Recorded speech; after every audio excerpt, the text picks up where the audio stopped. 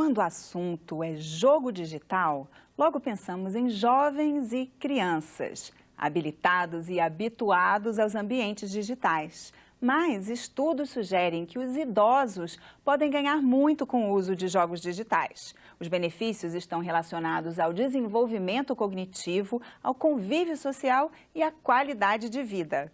Quem vai conversar conosco agora sobre jogos acessíveis para idosos é Tiago Jabur Bittar, professor da Universidade Federal de Goiás.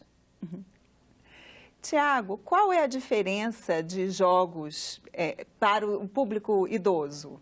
Esses jogos, eles têm que considerar as deficiências que vão acontecendo no período da senescência, que os idosos vão passando. Então, eles têm dificuldades normais de memorização, a parte visual. Senescência é o processo de envelhecimento. Isso, é todo o processo de envelhecimento e a gente está tratando os idosos a partir dos 60 anos de idade que querem e precisam estar engajados aí na tecnologia, já estão aí comunicando com os familiares, com toda a sociedade.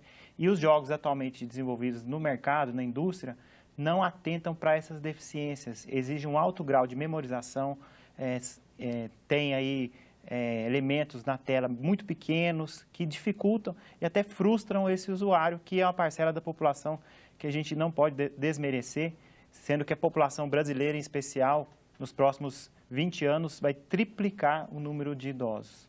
E quais seriam, assim, esses sinais de envelhecimento que vocês precisam, né, adaptar? Como assim, você falou assim, a memória, e o que tem que fazer, assim? Então, são desde as dificuldades motoras, em tratar aí, no caso, no computador, com dispositivo móvel, com celular, com tablet, até mesmo a parte de memorização, a parte gráfica, o visual e tudo mais, para ele poder ali se divertir e até mesmo aprender com esses jogos e passar o tempo, que é o que ele deseja, ter uma qualidade de vida adequada em todo momento da sua vida. É isso que a gente espera e vai fazer, já temos protótipos para isso. No caso assim, desse exemplo que você deu da memorização, aí seria o quê?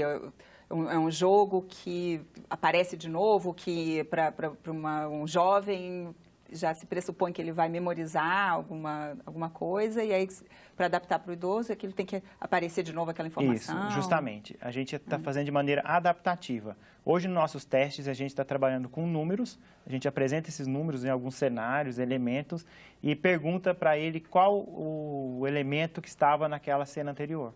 E ele tem que reconhecer, e aí ele vai atingindo pontos, e cada vez fica mais difícil. E aí ele tem que decorar, aí, no caso, mais elementos numa etapa anterior e depois posterior. Isso tudo com som, de maneira muito agradável, com elementos movimentando na tela, com áudio e vídeo sincronizado e feito de uma maneira eficiente. Para isso a gente tem o pessoal da imagem e som da UFSCar junto conosco, já temos alunos, temos professores junto conosco, nós temos o pessoal da gerontologia, que a gente está preocupado lá em São Carlos e em todo o país, a fazer algo na tecnologia da informação, mas vendo com quem entende das várias áreas, tanto do áudio, do vídeo, como da parte das relações cognitivas do processo de senescência, daqueles que já estão ficando idosos. Então, só para deixar claro, então, esse é um projeto que vocês estão trabalhando na Universidade de São Carlos. Na USP, na Universidade Federal de São Carlos, e também na Universidade Federal de Goiás, a qual sou professor, e também oriento alunos, faço pesquisas nessa área.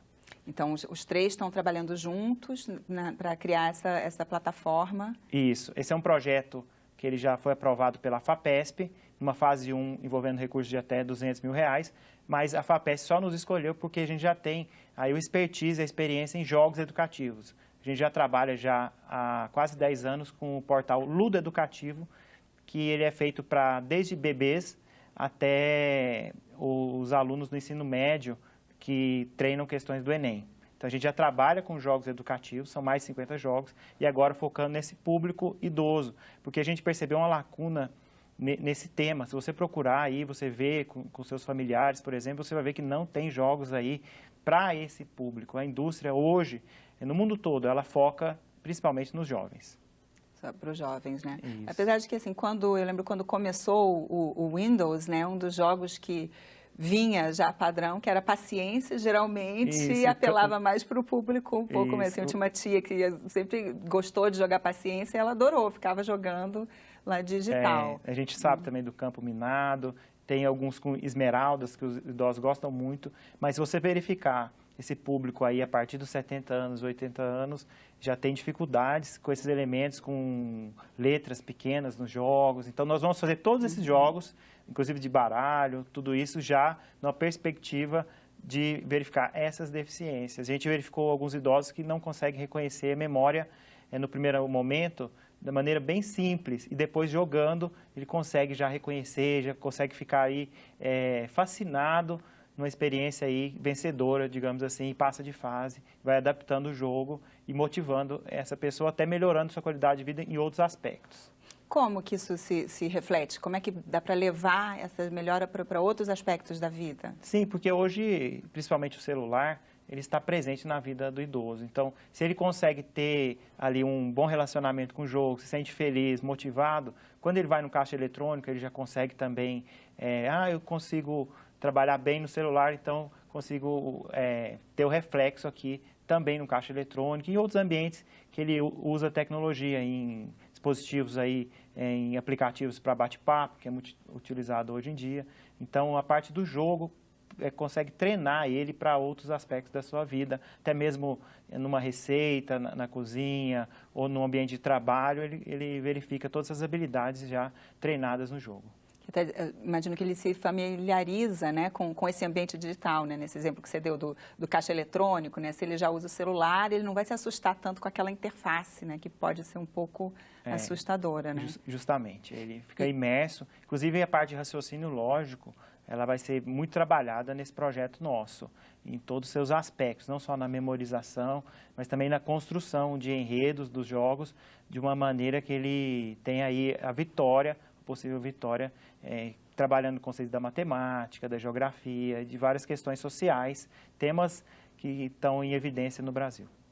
Aí sempre com essa proposta educativa de ajudar. Como é que é assim? Qual que é a diferença, por exemplo, se é um idoso trabalhar com questões de geografia, supostamente ele já teve aquilo, então é uma coisa que é para ele não perder, diferente de um jovem que não conhece ainda, né? Como é que vocês... Exatamente, a gente busca valorizar o que ele já conhece. Então, a gente sabe que o idoso é uma pessoa com muita experiência, então a gente tem essa percepção de trabalhar nesse sentido, verificando tudo que ele já sabe, como conhecimentos práticos, profissionais, e também geografia, de história e tudo isso, da sociedade em geral. Então, a gente sempre vai fazer um cenário pensando nessas habilidades, colocar numa cidade, de um jeito que ele goste e se sinta atraído a esse jogo. Não pode ser um jogo bobo, ele tem que ser um jogo assim que ele tenha atração e veja ali que pode ter um lazer,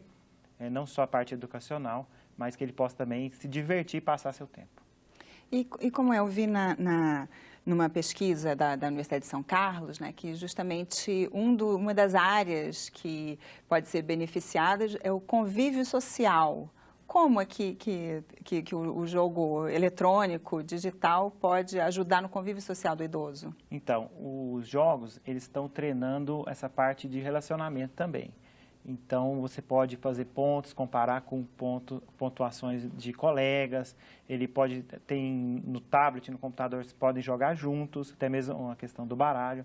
Então, os jogos já estão pensando nesse sentido. A gente não quer, de maneira alguma, distanciar o idoso da sociedade, sim deixar ele tranquilo, deixar ele imerso na tecnologia, até mesmo se ele ficar bem familiarizado nos jogos e treinar a parte cognitiva, ele vai atuar num aplicativo de bate-papo, por exemplo, de uma maneira mais tranquila. Então, nossa ideia é deixar o dispositivo tecnológico, seja celular, computador, mais próximo às necessidades daquele idoso, para ele não ver, olha, esse jogo está uma letra muito pequena, eu não consigo, se sentir frustrado. Então, ter aquele jogo realmente preparado para ele, assim como tem jogos para bebês, que são totalmente preparados, não necessitam de ler, escrever, e eles conseguem usar e são feitos para aquele público específico. Mas eu vi também um dado que justamente que os idosos, eles preferem os jogos individuais. Sim. Né? E aí, como é que isso se traduz com essa questão do convívio social? Se ele prefere um jogo, né, que ele não está interagindo, não é um jogo online, talvez, né, se assuste um pouco, né, desse novo mundo, né? Assim. Sim, mesmo esses jogos individuais, a gente tem a preocupação com o ranking. Então, no final daquela fase, daquela etapa, mostra aquele usuário dentro da sociedade. Ah, você foi melhor do que a sua vez anterior e você está no segundo lugar em todo o Brasil, um exemplo. Então, isso também motiva o usuário, assim como tem em jogos da indústria. Mas mostrar de uma maneira agradável, sem tentar também tirar o idoso daquele mundo, sem trazê-lo ali de uma maneira tranquila, mostrando assim, realçando, valorizando as suas vitórias.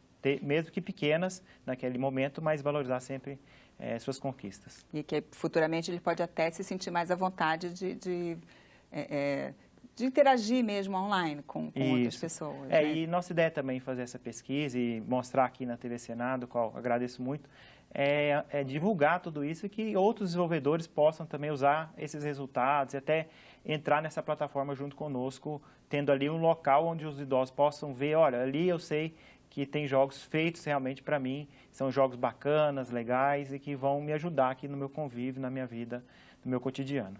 Que essa plataforma, então, que vocês estão desenvolvendo, ela vai estar acessível, disponível, aberta para os usuários? Isso, totalmente aberta, tanto para os usuários, são os idosos, quanto para outros pesquisadores, algo primeiramente da academia, da ciência, mas feito da maneira correta, com os parceiros da gerontologia, com o pessoal da imagem e som. Então, a gente quer ver esses resultados. Da mesma maneira como a gente teve resultados excelentes no projeto Ludo Educativo, com milhões de acessos mensais, nós pretendemos também ter esses resultados também nesse projeto agora para idosos. Agora, a internet mesmo existe desde 1969, mas está difundida há pelo menos uns 20 anos, né? Quando você fala que o idoso é considerado a partir de 60 anos, né? Se for pensar, né, há 20 anos, 40 anos, ou até um pouco menos, assim, não deveria já existir, né? Assim, não deveria já ter sido pensado nisso, né? Por que até hoje ninguém, né, pensou nesse algo público? A se pensar. Eu acredito no Brasil, principalmente por conta da população maior, hoje nós temos de mais jovens, mas isso dentro de 20 anos vai mudar totalmente. A gente pode ver pela taxa de natalidade brasileira diminuiu muito, então a gente está vendo que o mercado começa a atrair as indústrias para os jogos os mais idosos. Já tem alguns aplicativos que transformam a interface do celular para idoso, isso para discar, para conversar, mas não tem para jogos. Então, foi a partir daí que a gente teve a ideia, ainda está em inovação, nós verificamos outras plataformas de outros países, mas nada focado no Brasil, e é isso que a gente está trilhando e vamos conseguir avanços, com certeza, com todo esse incentivo da FAPESP, aportando recursos, e todas as universidades e pessoas envolvidas são pessoas com muita experiência, tem um doutorado nessa área, que é o coordenador do projeto, o Leandro, que está muito engajado e tem excelentes resultados. E também com a ajuda desse projeto Ludo Educativo, tem como coordenador e idealizador o professor Elson Longo, da Química dos Materiais em São Carlos. Então, tem várias pessoas aí que já estão aportando esforços e eu agradeço a todos eles por estar vendo essa importância de preocupação com a senescência, que não vai desde os 60 anos, não. Qualquer pessoa com problema visual, problema cognitivo, até mesmo aqueles com dislexia, são aí usuários desse projeto, porque nós vamos ter ali um jogo de baralho mais fácil, que vai se adaptando, vamos ter aqueles jogos de lógica, de esmeraldas, que ele tem que transpor por conta das cores, também de maneiras... Juntar as mesmas cores, né? Juntar as mesmas cores, isso. Caça-palavras, hoje todos os jogos de caça-palavra que a gente verificou são muito difíceis, são matrizes grandes. Então, nós vamos fazer um caça-palavras menor, com mais cores, com fotos, com palavras que são atraentes a eles, com cenários interessantes, e vamos testar tudo isso, vamos ter certeza aí na prática de ter o resultado que a gente almeja. É interessante quando você fala essa questão da visibilidade, do visual, né? Assim, porque à medida que a pessoa vai envelhecendo, o idoso muitas vezes tem dificuldade de visão, mas isso não é exclusividade do idoso, né? Tem muita gente que tem, né, assim, baixa visão em qualquer idade, né? Isso.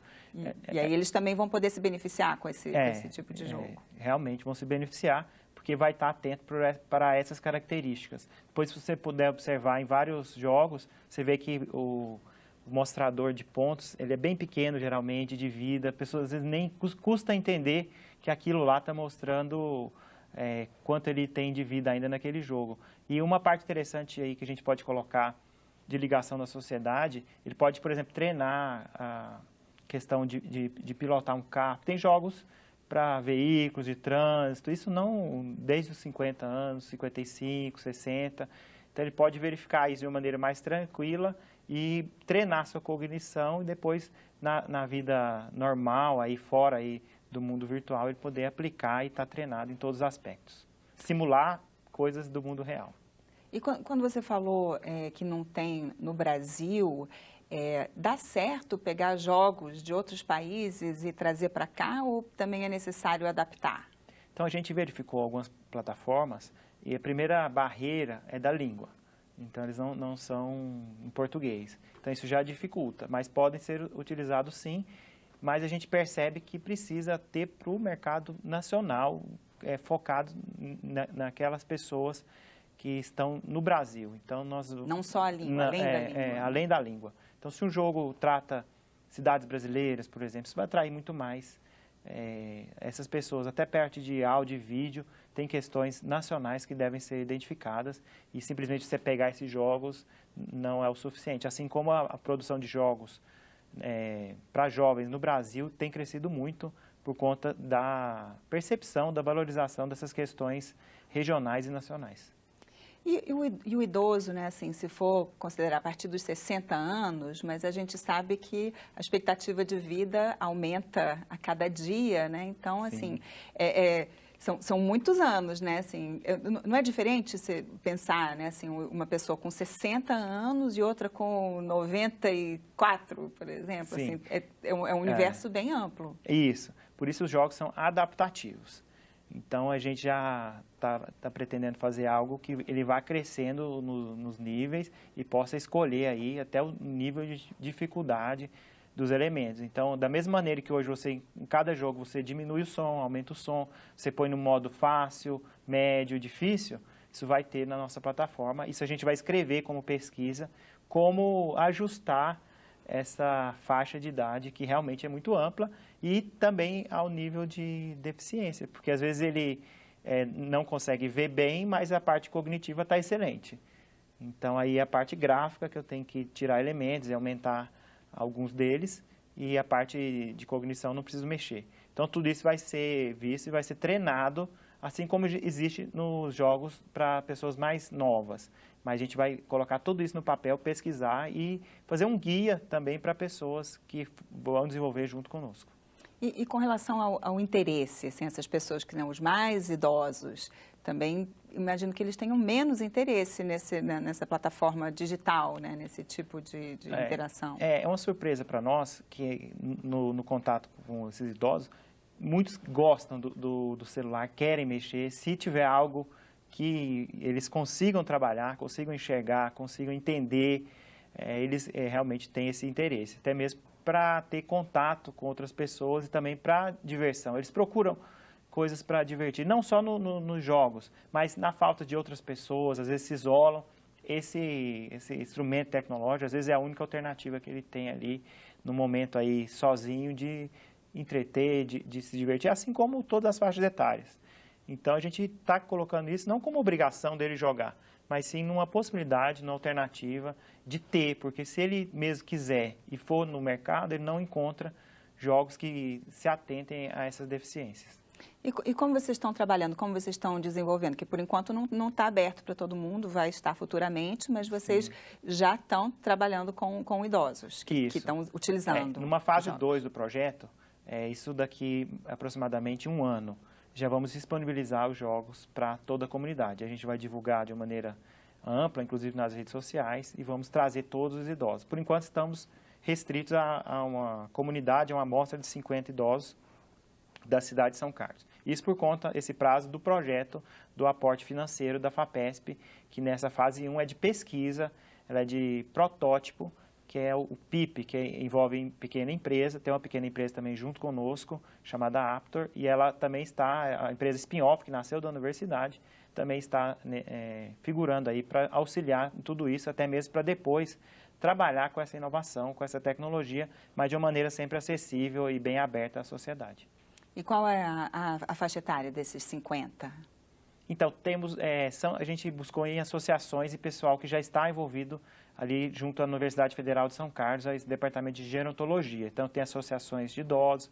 Então, tem desde os 50 anos nós temos idosos e até mais de 80 anos também nós temos. Então, são várias deficiências, várias questões cognitivas estão sendo identificadas, verificadas, e estão sendo identificados o que ele quer de enredo no jogo. Eu quero um jogo que trabalhe em números. Eu quero um jogo que eu possa simular um carro, um exemplo. Então, tudo isso está sendo visto para a gente depois fazer algo que eles tenham interesse e que também possam aí, trabalhar em outros locais também de maneira agradável, como, por exemplo, os jogos que eles não conseguem utilizar. Então, eles estão mostrando para a gente alguns jogos que eles não conseguem usar para a gente transpor para uma maneira mais tranquila, mais fácil, e mudar esses jogos. Isso, jogos existentes, por exemplo, que eles conhecem da família, dos netos, por exemplo, e falam, eu queria jogar esse jogo aqui. Exatamente, eles têm esse grande interesse, até mesmo por ver outras pessoas da família utilizando, né? Dando risada, imersos todo o tempo. Então, eles,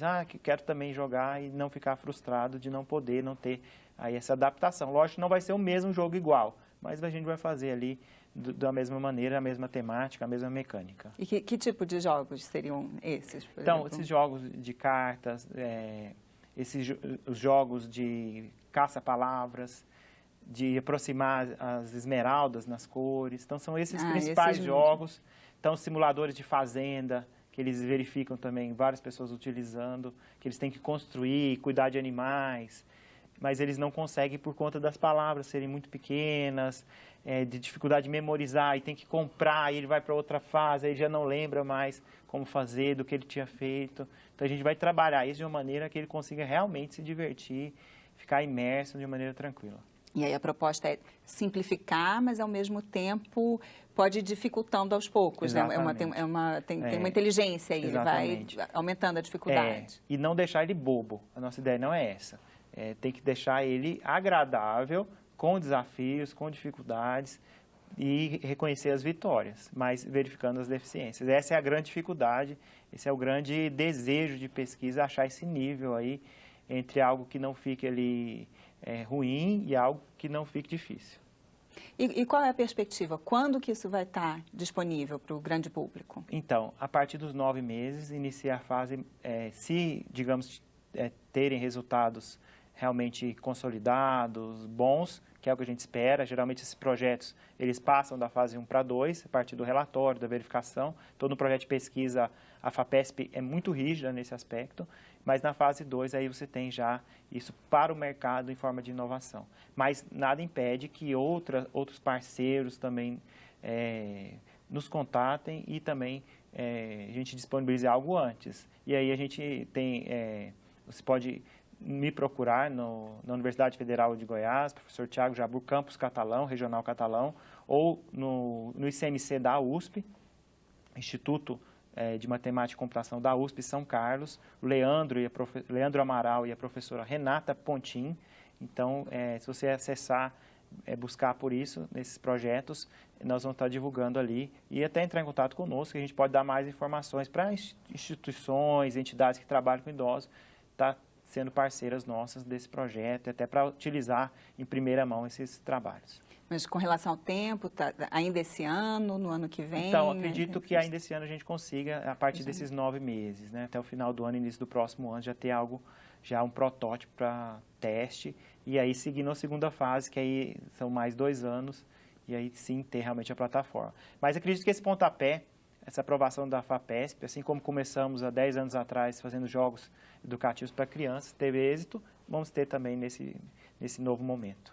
Certamente. Nós vamos continuar acompanhando aí, então, e divulgando também para os nossos amigos e familiares. A gente agradece muito, e a gente sabe da audiência da TV Senado em todos os públicos.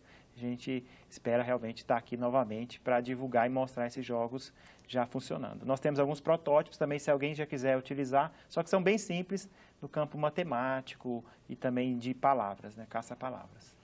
Tiago, muito obrigada. Obrigado, Roberta. Se você quiser fazer uma sugestão, você pode ligar gratuitamente para o número 0800 61 22 11 ou mandar uma mensagem de WhatsApp para 999 661616 e dizer que é para o Cidadania da TV Senado. Se você quiser rever este programa ou outros da nossa grade, acesse o site na internet. O endereço é senado.leg.br/tv.